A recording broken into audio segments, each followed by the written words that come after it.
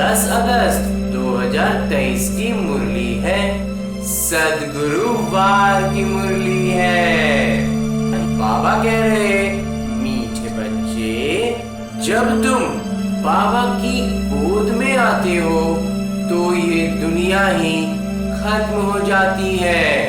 तुम्हारा अगला जन्म नई दुनिया में होता है। इसलिए कहावत है, आप मुए मर गई दुनिया। जैसे ही हम इस दुनिया से ममत्व मिटा के बाबा की गोद में आएंगे ना, फिर इस दुनिया पे कोई सरोकार नहीं रह जाएगा और हम सीधे बाबा कहते हैं हमें नई दुनिया में जन्म मिलेगा। और आगे मेरे बाबा प्रश्न पूछ रहे हैं कि किस एक रस्म के आधार पर बाबा के अवतरण को सिद्ध कर सकते हो। उत्तर बतलाते हैं मेरे बाबा कि भारत में हर वर्ष पितृ खिलाने की रस्म चली आई है। पितर को भोजन कराया जाता है, ये रस्म है, भारत में बहुत लंबे समय से चली आ रही है। किसी ब्राह्मण में आत्मा को बुलाते हैं, फिर उनसे बातें भी करते हैं, उसकी आस पूछते हैं। अब तो शरीर आता नहीं, क्योंकि वो मर चुका है। जिनको भी पितृ को बुला रहे हैं वो तो है नहीं, तो उनकी आत्मा ही तो किसी ब्राह्मण के शरीर में आ रही है और फिर उनसे बात कर रहे हैं, उनकी आस पूछ रहे हैं, उनको भोजन करा रहे हैं। तो भोजन तो इन ब्राह्मण का शरीर कर रहा है, लेकिन ये रिवाज है ना, तो जैसे आत्मा ही आती है, ये बात एकदम स्पष्ट है। तो ये भी नाटक में नून है।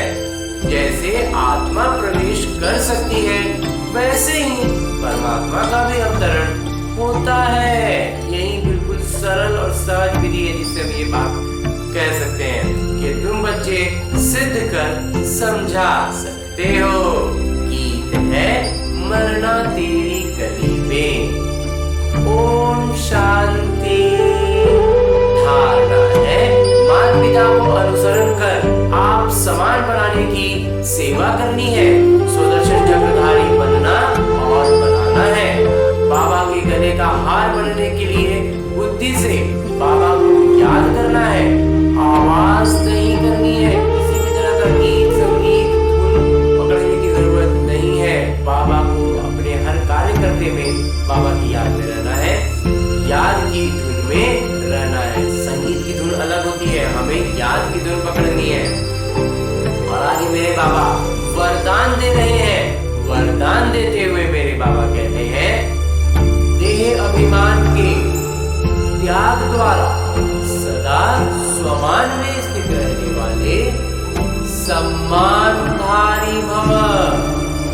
जो बच्चे इस एक जन्म में देह अभिमान का त्याग कर स्वमान में स्थित रहते हैं, उन्हें इस त्याग के बदले में भाग्य विधाता बाबा द्वारा सारे कल्प के लिए सम्मानधारी बनने का भाग्य प्राप्त हो जाता है।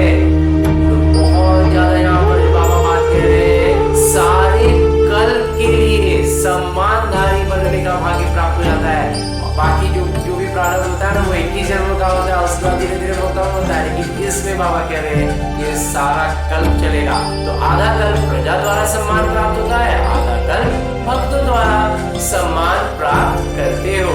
और इस समय संगम पर तो स्वयं भगवान अपने सम्मानधारी बच्चों को सम्मान देते हैं। आज की पूरी मुरली में बाबा ने हम बच्चों को बहुत बहुत सम्मान दिया है। तो सम्मान और सम्मान दोनों का आपस में बहुत गहरा संबंध है।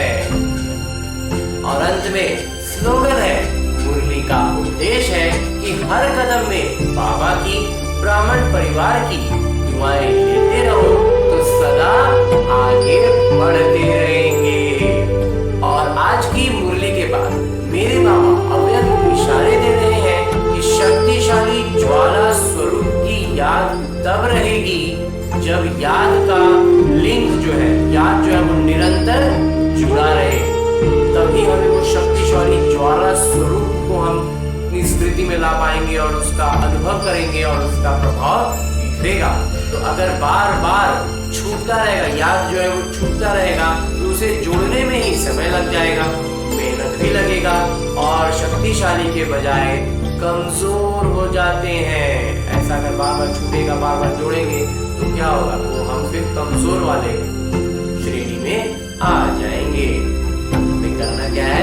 निरंतर बाबा की याद का अभ्यास करना है। कि फिर कोशिश नहीं करनी पड़ेगी, नए नए में कोशिश करना पड़ेगा, लेकिन जैसे जैसे छोटे छोटे कार्यों में बाबा की याद में रह के करने लग जाएंगे